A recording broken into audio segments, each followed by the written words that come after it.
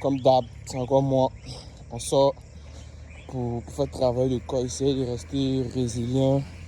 C'est important pour un développement. En fait, je veux parler, je ne vais pas être long dans cette vidéo, je vais aller en court-métrage. C'est-à-dire quoi? Les personnes qui refusent la solitude, les personnes qui ont besoin d'approbation tout le temps, chaque moment, chaque heure, ce sont les femmes. Écoutez, je vous le dis, les personnes qui refusent la solitude et qui sont attachées à la validation, ce sont les femmes. Quand tu es un homme, tu n'as pas besoin de te soucier de ça. Quand tu es un homme, tu dois embrasser la solitude. Écoutez, je vous dis, c'est dans la solitude que vous verrez de vos yeux, de vos propres yeux, de vos propres expériences, de quoi vous êtes capable. Ce que vous pouvez faire en étant seul, dans le silence, dans les quatre coins de la maison, les quatre murs de la maison. C'est en étant seul, vous pouvez vraiment reconnaître votre talent caché, votre don que Dieu a mis en vous. C'est réel, hein? Je vous parle par expérience. Écoute, quand tu es un homme, tu n'as pas besoin de l'approbation.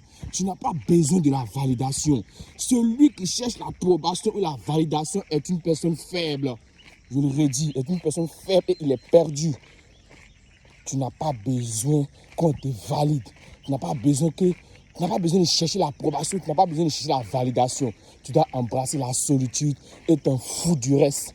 Ce qui compte maintenant, c'est toi et ton développement personnel. C'est toi et ta personnalité qui compte.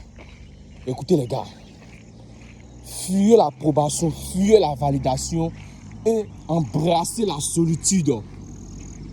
Et donnez-vous 6 mois, vous verrez les résultats. Même pas 6 mois même. Au bout de 2 à 3 mois, vous verrez les résultats. Je vous parle par expérience. Moi que je suis là, je vous parle par expérience. Écoutez, je vous explique une petite anecdote. Le 12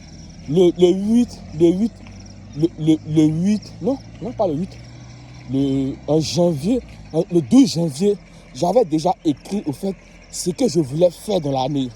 Je vous assure, c'est réel, je vous explique. J'avais déjà écrit ce que je voulais faire dans l'année. Et suite à ça, maintenant, j'ai commencé à m'appliquer.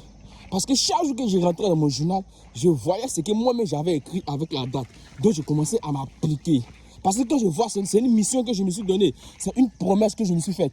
Donc, chaque jour que je rentre dans mon journal, quand je vois ça, je le mets en pratique. Jusqu'à un jour, je prends la décision, je prends l'initiative de m'acheter un carnet. Dans ce carnet-là, tout part. Actuellement, ce carnet, il est rempli. Il n'y a même plus de place. C'est vrai qu'actuellement même, je coince pour noter des parties. Et imaginez-vous, c'est-à-dire tout ce que je faisais dans la journée, je notais dans le carnet. Tout ce que j'apprenais, je notais. C'est réel, hein?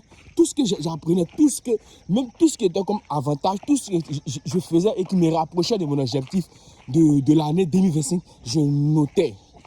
Et arrivé au 5 et au 6e mois, j'ai vu quelque chose en moi. Des idées ont commencé à apparaître. Des idées que je n'avais même pas auparavant. Jamais de la vie, je n'avais jamais pensé que je pouvais avoir ça, je vous assure. Et dès que j'ai cette idée-là, j'ai commencé à noter en même temps sur le champ. Parce que vous savez, si tu ne notes pas, tu vas oublier. C'est réel, si tu ne notes pas, tu vas oublier. L'être humain, c'est comme ça. Et puis, tu ne vas pas t'appuyer dessus. Donc, j'ai noté automatiquement. C'est-à-dire quoi? Lorsque je vais prendre mon journal, que je vais rentrer dans mon journal, je vais lire, je sais que j'avais une idée. Et c'est comme cela que j'ai mis cette idée en pratique. Et jusqu'à présent, je suis là à façonner cette idée. Je suis là à ficeler cette idée avec des personnes qui ont la même vision que moi. Et j'avance chaque jour que je me lève, je fais un petit pas vers mon objectif.